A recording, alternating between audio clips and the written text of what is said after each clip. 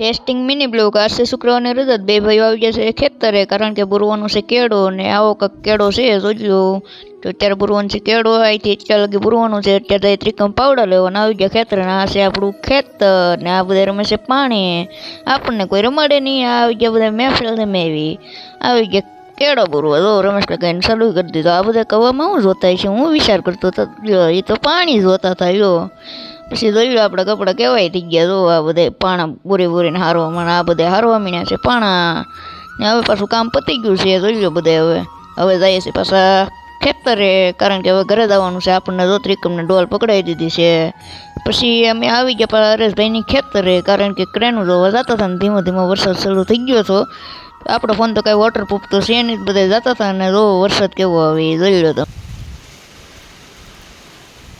તો આ બ્લોગ ગમ્યો હોય તો મોર મિની બ્લોગ માટે સબસ્ક્રાઇબ કરવાનું ભૂલતા નહીં. Bye bye.